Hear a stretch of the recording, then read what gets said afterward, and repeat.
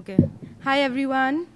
Um, I don't want to bore anyone with a very long demo, so we'll keep this really short. Um, quick show of hands, any editors and or publishers in the room? Okay, hi. Any AI skeptics in the room? Oh, not bad. Okay. So my name is Palak. That's Vidhi. She'll introduce herself. I used to be a lawyer. I've appeared and argued in front of judges, but somehow this is more nerve-wracking. So here, Vidhi, you want to introduce yourself? We're going to keep it very short. We'll just do a 30-minute demo. We'll do a quick demo for manuscripts, editing manuscripts, and then for academic papers. And Vidhi's going to introduce herself and then say a little something about Editrix. Hi, my name is Vidhi. This is my first job. And I work with Meru as an editor. I'm learning everything there is about the trade from her, and it's been amazing. A little about Editrix. Editrix is an editorial platform that uses both AI and human judgment. The idea is that it uses the precision and the efficiency of AI and along with the judgment and the taste of human editors to make editing a breeze.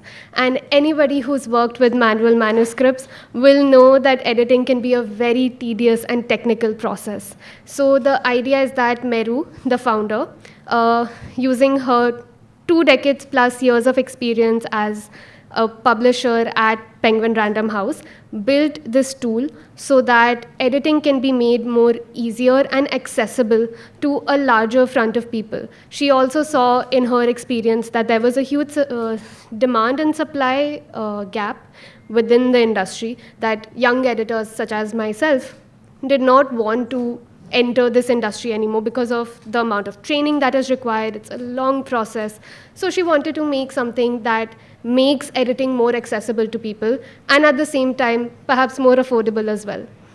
So that's about Editrix. I'm going to hand it over to Palak to show you how we use Editrix, our process to edit manuscripts of all forms, fiction, non-fiction, memoirs, young adult novels, and I will take it from there to show you how we do academic papers.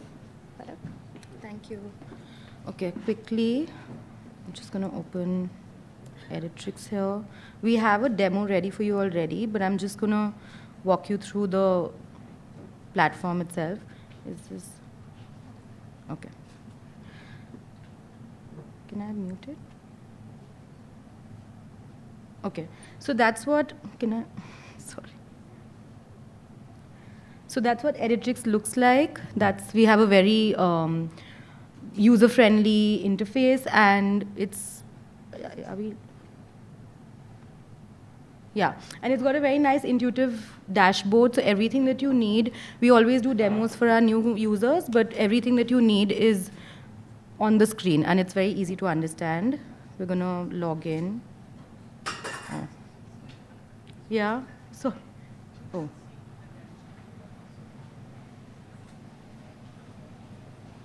Okay, so this is something called organizations. You have to create an organization. It's very easy to find. We'll give you your login details, or you can sign up yourself.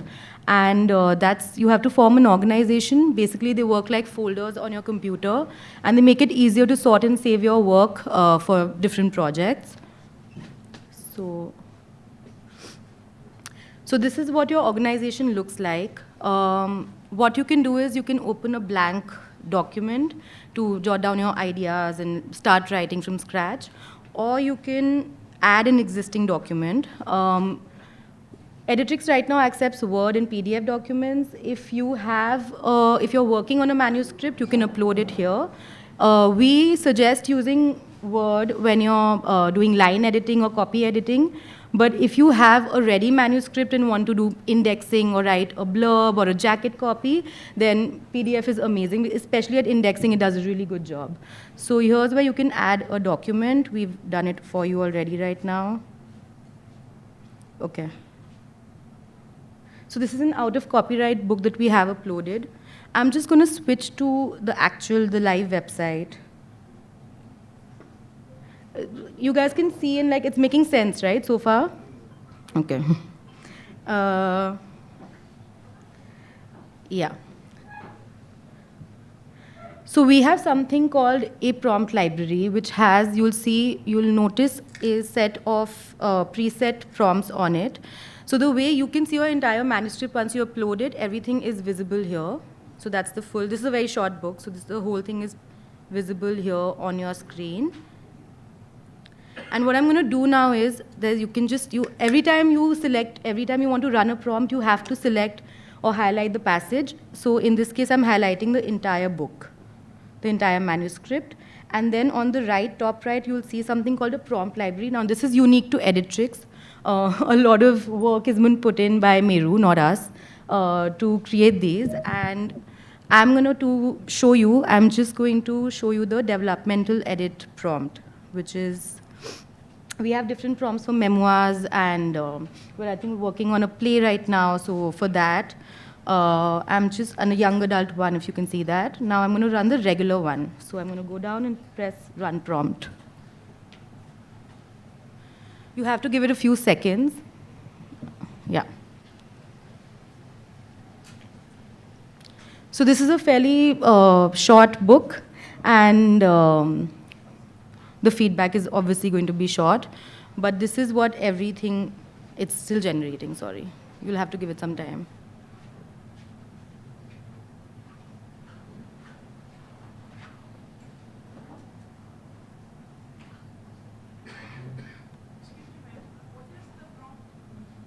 Developmental edit. Yeah? Are you having trouble? Can you all hear me? Okay. Yeah, please feel free to ask questions. We've saved the last 10 minutes for questions, but since this is interactive and it's a demo, if you can't follow, then... What's the underlying algo? Is it Google Gemini or... It's a bunch of them. We have Gemini, we have Claude, we have O1 Pro, which is the most, I say, superior model right now. And I think that's it. We keep implementing as and when they roll out new models. We keep, like, that's why to our trialers also, we're always saying that why don't you like try this model, that model, because we're always waiting for feedback. So we tried a bunch of times ourselves before deploying the prompt. But for instance, we're doing a bunch of translation trials right now, so it's very helpful for us to, because there's no way for Vidhi and I, or Meru for that matter, to test it. So then we ask our trialers to give us feedback. So as they roll out new models, AI models, we are able to conduct like tests and talk to our users about it. And then Meru actually is very good at knowing which model to use for which task. So for like translations, there's a particular model we use. For edits, for inline prompts, it's all different. So algo, maybe like we can have a chat later, because Vidhi and I are quite clueless, to be honest. So it's not an app, it's a website. It's a website. It's just Editrix.ai. So we'll have some like things that we can share with you, some printables, and you can have a look, and we can exchange numbers after. So we're happy to send these demos out to you guys also, and we can all be in touch after. Okay, so this is all done, the developmental edit. Now I'm going to, if you see, there's a copy to editor and a copy to document. The copy to document will copy it directly on the document. So now I'm going to do copy to editor. And as you can see, there's a notes tab right next to the main document, which is this, your manuscript. And right next to that is the notes. So I don't know if you guys want to go through this. It's fairly short, but it doesn't give you generic feedback or like some regular points to fix your manuscript. It'll give you very specific feedback. And honestly, like the developmental edit prompt is my favorite because it's very gentle. We call it like Meru. I don't know how many of you know her, but it's like her as Editrix. So this is the developmental edit. Sorry. Excuse me, can you just make... Oh, sorry. Could you make one of these a little bigger and just take us through it to understand what was the... Sure. That was, Which part do you want me to, do you want me to repeat some part of it? firstly, bad eyesight, so make it a little larger and you can see what... Okay, so what I'm going to do is, one second, Vidhi, what's the...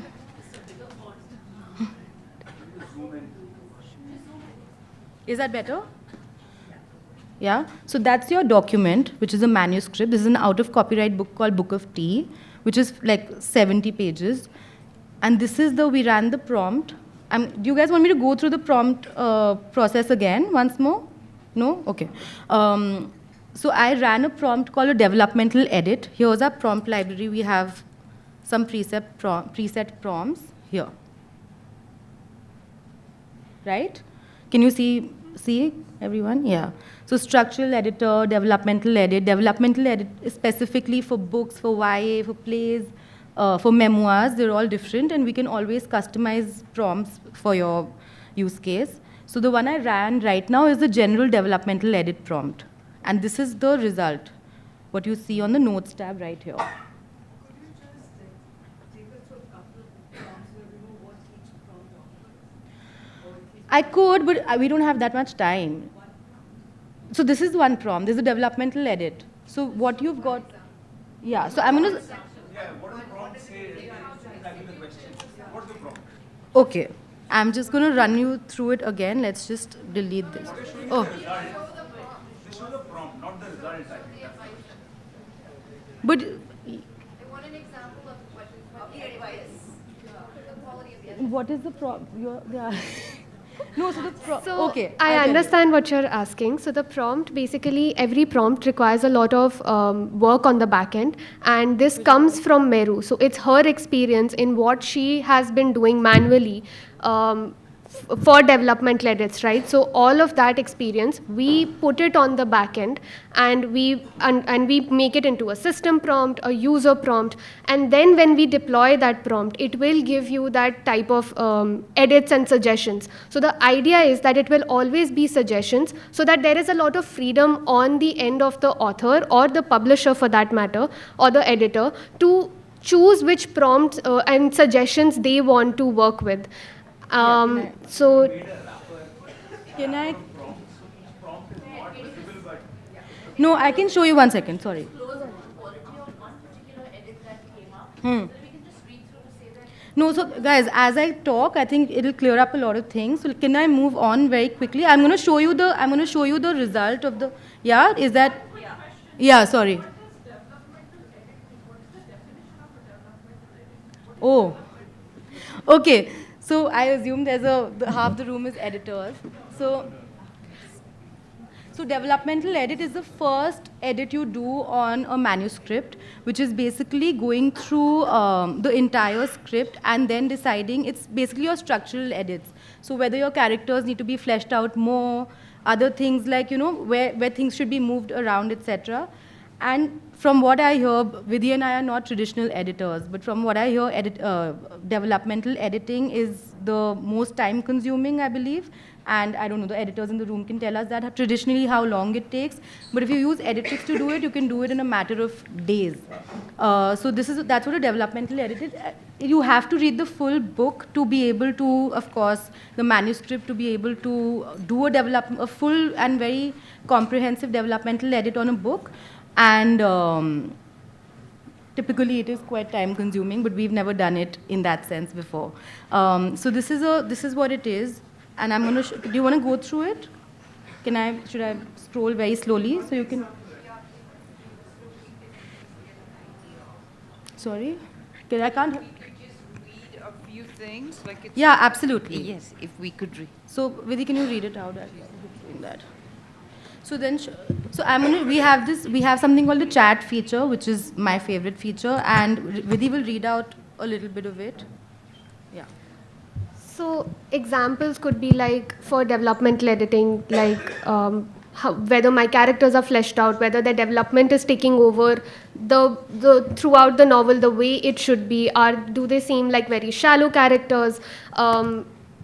Even for that matter, pacing, is my novel becoming very slow in the middle, and then am I losing my readership in that?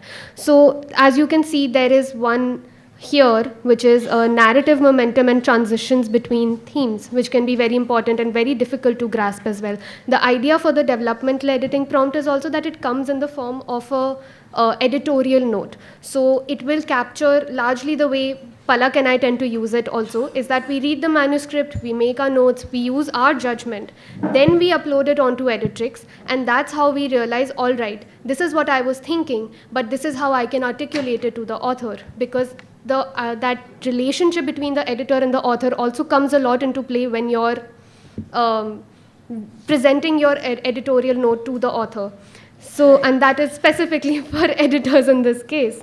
For the author, it's also very easy for them to know what is a neutral perspective on my manuscript, which is what a lot of authors are looking for. So in this case, the manuscript occasionally feels like a series of meditative essays, right, rather than a cohesive narrative. So it's given here, crafted, the connections between them could be more explicit to create a sense of progression. So if I go over to the chat and then I put in a question, say I am an author and I'm getting very confused, right, on how I can make the progressions better. I will let Palak take over from here and explain to you how you can use the chat. But essentially, that is the idea, that you're breaking both me and Editrix are breaking down that feedback very detailedly to give you, the author and the editor, a sense of what is it that needs to be worked on in the manuscript. Palak? Yeah. So the feature I'm going to show you now is the chat feature, which is very cool because it's like having your own editorial assistant.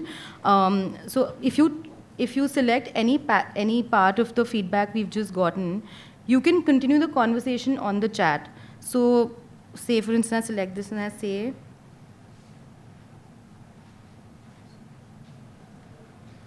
can you tell, oh, sorry, can you tell me with examples how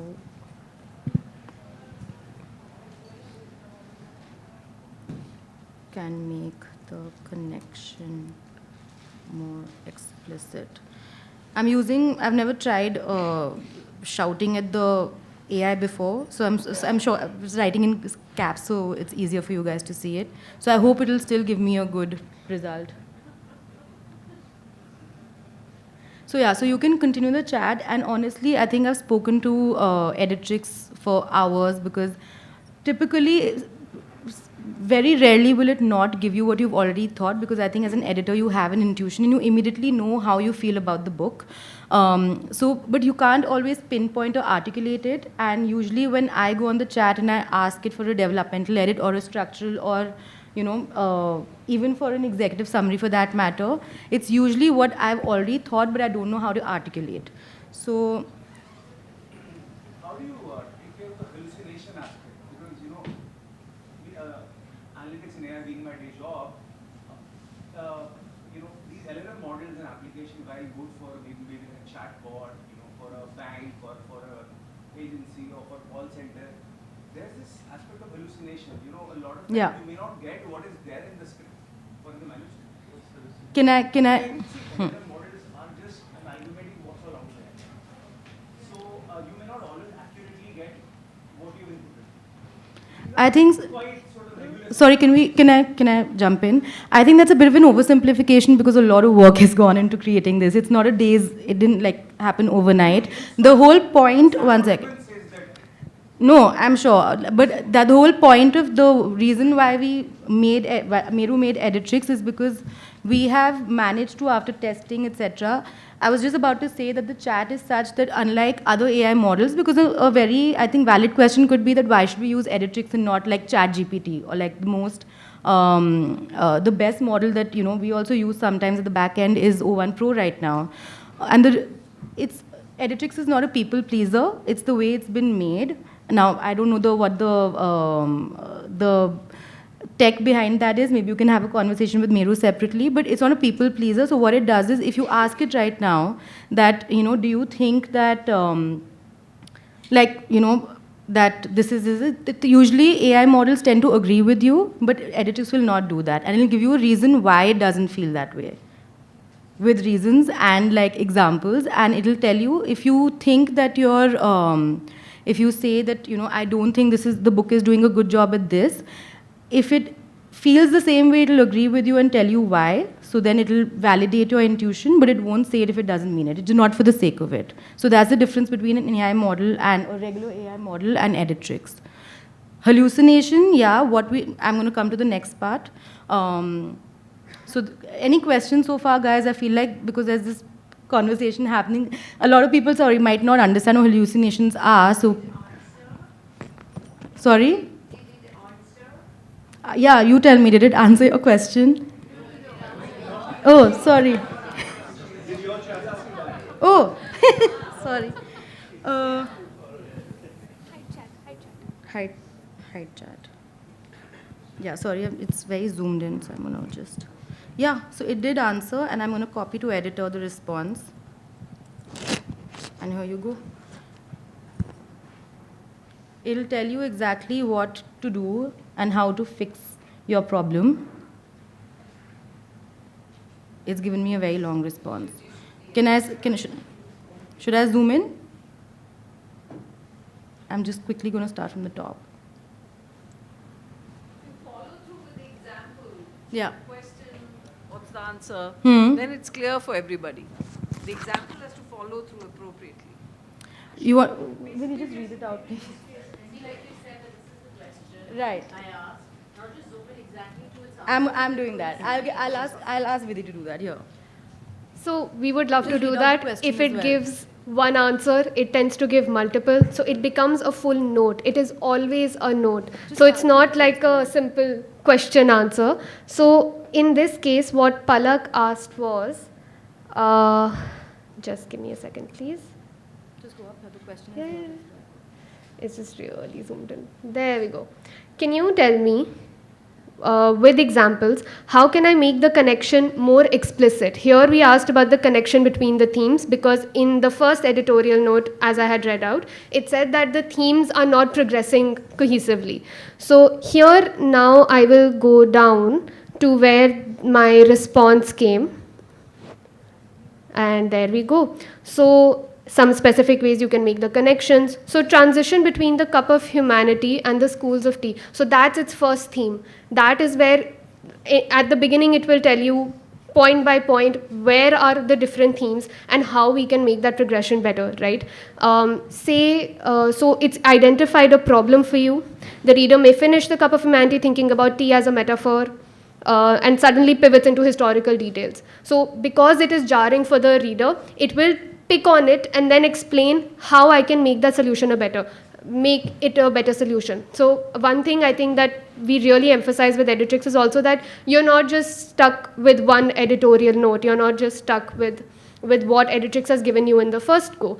Talking to the chat or talking to Editrix is like having a conversation with an editorial assistant. And it will always have an answer as long as it has the correct context with it. That is where, to answer your question, is what differs other AI models. If I just go on ChatGPT and then I say, hey, here's my manuscript, copy edit it for me, ChatGPT has no idea what copy editing is, which is where Meru's experience as a publisher comes in because she prompts it at the back end to behave exactly like a copy editor, to go granularly, sentence by sentence, and say word by word, and pick on phrases where there might be errors, sentence structuring can be better, and things like that. So we very explicitly tell the AI how to behave and how not to behave. For hallucinations, you are right, and we did struggle with hallucinations a bit, but because we are prompting it on the back end to say, to do exactly what we want it to do, and then we're not just leaving it with, oh, do this. We were also telling not to do that. So that creates a very narrow and a very specific window in which it needs to behave. So yes, hallucinations are an issue, and we do the prompting on the back end so that our users don't have to, so that our users are getting a solution for their issue, and everything with us is customizable. We are the tech team, right? We are the tech team, we are the solution. Sorry. And very quickly, we have just 20 minutes remaining and we have a full demo left, like the demo, academic paper demo, which is why I said that, this is to give you a feel of what Editrix can do. Unfortunately, we don't have the time to take too many questions and get into the detail, which is why Vidhi and I will both share our details with you, our contact info, to do a more comprehensive demo for you, a personalized demo, in fact, later. This session is intended to just explain to you what Editrix is capable of, and I hope we're able to at least convert some AI skeptics. Vidhi, can you? Yes. Yeah, in Delhi. But I mean, we have users all over the world. So yeah. But if you want to meet us personally, yes, we're in Delhi. Um, okay, so would you like to have a quick read before I move on?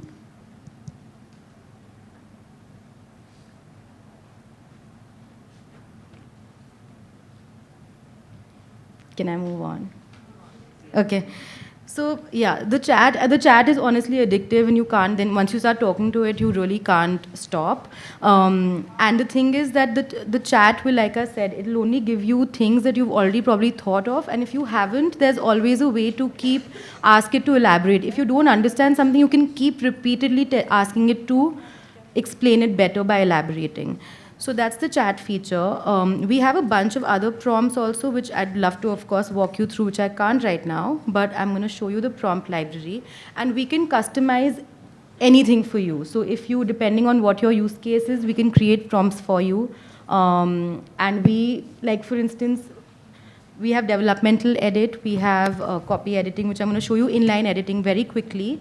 And for agents, we have like you can write blurbs, because blurb writing I hear is very annoying. And this will just like take your entire manuscript and write a blurb, a jacket copy, a literary like letters and reports for you. So very quickly now I'm going to move on to something called inline editing, which is also very exciting, which just basically allows you to, and again, to answer your question, here is where we sometimes can face, it's not hallucinations, but I think the smaller the input it is, what we've noticed, the better the output typically is. So what we do here is, I'm going to select a portion of the book, and say just the first paragraph, in fact. And that's, can you see the two prompts? It says copy editing and proofreader.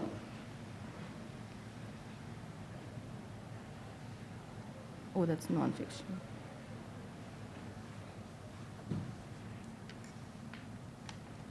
Oh, that's a very good book. But I selected the wrong one, it's non-fiction, sorry. Yeah.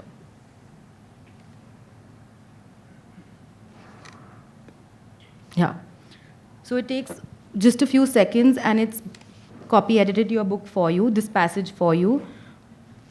There's a refresh button where you can look for another, like you can ask for another edit, but typically what Editrix does is it doesn't change the voice of the author. That's something that, we feel very strongly about.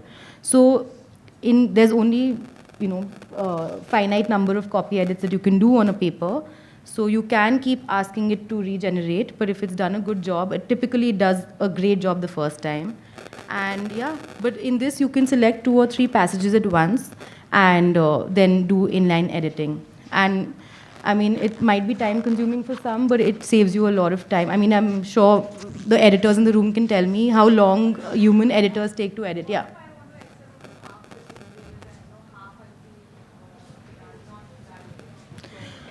You can. So what we can do that. So even these inline prompts we can do as like what you want. We can customize it, tailor it according to your needs. So what some editors want is they want like a list of all the edits it's made niche, and some don't want that. They just want a edited passage to be reproduced as is. So depending on what you want, we'll do it for you. So that's completely like dependent on your need. No, so Vidhi is going to show you very quickly. Now we're going to move on to academic editing, sorry. Vidhi is going to show you now, we have actually, it's a very great idea and very good news. We have a plugin now on Word. It's not yet, available to the public because apparently it's a very long-drawn process with Word, with Microsoft. But our users, we can internally share it with our users. So we've already worked on the plugin, we've tested it, it's great. And then you have to do the compare. It's something that we're always like working to improve, but you have to do the compare document feature to get it in track, which Vidhi will show you in a bit. But yeah, the plugin has really like saved us a lot of trouble. Thank you. Anything else? I would love to show you everything, guys, but should we move on to academic editing? I assume it's a paid. Yes, absolutely. Yeah, it's paid. can we do it after? Because like we really, yeah. Everyone will be, I mean, no, yeah, no one wants this for free, but yeah. We're gonna give you like maybe after the session we can share all the commercials. Yes, I was just about to. Yeah. The commercials are on the website. They're all customized for authors, academic papers, enterprises. So we are usage based. And like Palak said, I would be open to having a discussion about the pricing and all if you would like. But in the interest of time, I think I am going to move on. So this is an academic paper that we've taken, right? And to answer someone's question, I will move on to the plugin. It works on both Google Docs and Word. And so with academic papers, the thing is, we wanted to be very careful with the wording. And something that, ChatGPT or a Grammarly tends to do is it makes everybody sound the same, which is not what we want in manuscripts. But academic writing becomes a different ballpark altogether because there is a certain standard for writing, right? So we created, Meru created a separate set of prompts altogether for academic editing and writing. So, of course, like Palak said, we do customize all of those prompts for you. So what I really like, I work a lot with academic papers. And what it tends to do is it works in very similar way to what Palak showed. I will go onto the prompt library. Instead of going over to developmental editing, I'll go over to academic papers. And we can do we have prompts for dissertations, journals, research papers, anything that our users have a need for, we can create prompts for that. So this is the structural editor for academic papers. And once I click on it, what tends to happen is that it will break down the most important parts of academic writing, which is the thesis statement, whether the conclusion is tying up my entire argument at the end, whether it's coming through, and also whether my literature is bringing out my argument through. So everything is centered around my thesis statement. And it will keep doing that. And like I said, it's not like you're just stuck with this feedback now. You can always go back to the chat and say, I had this insight. Do you think it's justified? How can I make this better? And keep talking to it, because Editrix will always have that context window. It will always have the context of your paper. So it will never digress from that context. Coming to the plugin, I know this is a manuscript, but the plugin essentially works very similarly for both. I tend to use the plugin for copy editing and proofreading, inline, very granular, helps a lot. So I'm just going to, so this is what it will look like. And is it visible? Yeah. So I'm going to select the plugin right here, click, and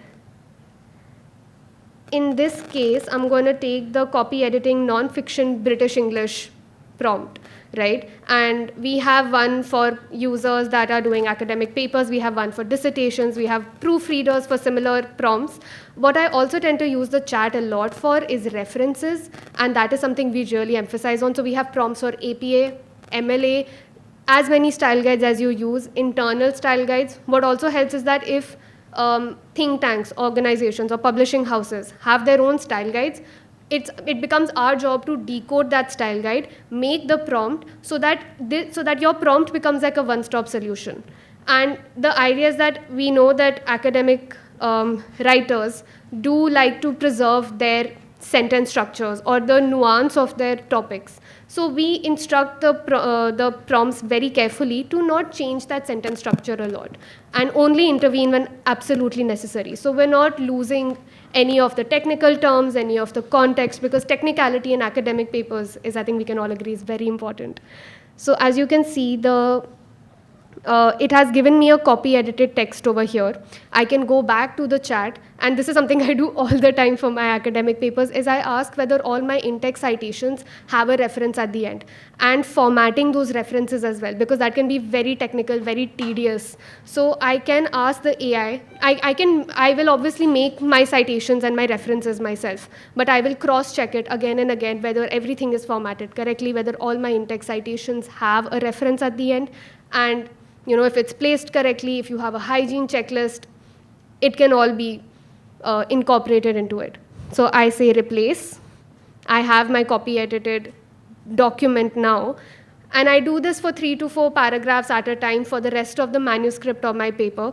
Go back to the review tab and compare my documents. Once I've compared my documents, everything comes into track. And that is a direct answer to your question, that how does it come into track? We just compare the documents. I have edited 60-page papers in a day. So it's fast, it's efficient, it's very accurate because we prompt it in such a way that we know exactly what we're asking it to do. We know what we're doing, hence Editrix knows what it's doing. And once it comes into track, that's where my judgment as an editor starts coming in, because I spend a lot of time with my edited documents, and then I will sit and I will say, okay, this is not how I would put it in track, and I customize everything to what the client needs, and put my taste into it. So, yes. Does it work well with short stories as well? Yes, absolutely. So does it give like a cohesive suggestion at the end? Or would it tell you like if you change this particular paragraph, it would change the tune of the story? Does it work that way? Yes, absolutely. So we have prompts for short stories where we got an email from a client saying, hey, I want to work with plays, so we're going to make a prompt for that. So anything in prose, anything in poetry, any form of literature, or maybe academic papers that you're working with, we can create prompts for that. And including short stories, because short stories, I don't know if people know, but are a lot more trickier than prose, than full manuscripts. And we have actually worked with short stories before. So it will bring out that impact of your short story, so that few words, but the readers will know what they're reading. Yes? Two questions. Fiction aside from non-fiction, Hmm. giving a critical review, can you just give me a summary, a digest? Yes, absolutely. We have, yeah. Sorry. The second question is then you can give a digest, but then let's say I have 5 versions of a manuscript. Not a manuscript, sorry, of the non-fictional paper. Can you show me the evolution, say what changes happened in each word? That's actually... Sorry, I didn't. Can you repeat your second question? You mean if you have? Do you mean Look, executive summaries? you've given me a summary digest, fine. I store that aside. I do my edits. Let's say I do 5 versions of a document, and then I want to see what the evolution was. So can you give me changes? I don't want 5 summaries now. I want the changes. I say, how did it evolve? But I think that is... Are you saying if you're working on Editrix, because I feel that that it can't do is because you can only do that on track. So if you incorporate these changes that you've got on your plugin and you do it on track, then you'll be able to see your the tangible changes you made on your paper. But it won't. No, it won't unless you go through your chat history, which. No, but see, my question is very prosaic. Okay? I'm actually, let me say, I'm looking at contracts. Right. A contract is a non-fictional document. Yeah. I want to see how the contract changed over the 5 iterations. Itemize what were the changes are. That's a very interesting question, Yeah, and I I think we wonder can... I think I we can don't create a think so. prompt I for don't it. think so. Yeah, I think we can create a prompt for it because I'm not sure, because I used to, like I said, I used to be a lawyer.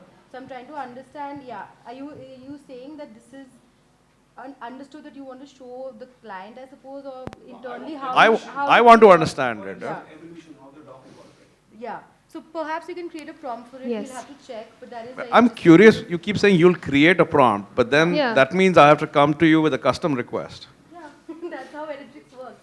You can use Okay. it. You can. We can It's not customize. an off-the-shelf kind of a tool that we take subscription and then. It is, but everyone's use case is different. So I don't know what you might need it for is different for someone who's like an academic editor or a lawyer. So we customize prompts basis what you need, but we have the ones I showed you, are preset prompts on the website, but we can make prompts for pretty much, I don't want to sound overconfident actually, but it's, we can do a fair bit. So to do it answer... right now, yeah. sorry, go on. Oh, Yeah, absolutely. Right. Okay, we're kind of running out of time, We have but 5 minutes, yeah. I think there was a question over there as well. So, Yeah. Sorry, that wasn't a question. It was just a gentleman asked about the versioning and the version history. Yeah. I'm sure you can do a side-by-side and track 2 different versions and it'll give you the evolution of changes that you're making. And that's also inbuilt Word functionality. Right. Yeah. Correct. Yeah. So we haven't had a user yet who's asked us for poetry, but like we said, there are set prompts for prose, and we would be more than happy to create the same set of prompts for poetry as well, because poetry is, as everybody would know, very different from prose and requires very different type of judgment, because editorial intervention would decrease a lot in poetry as well.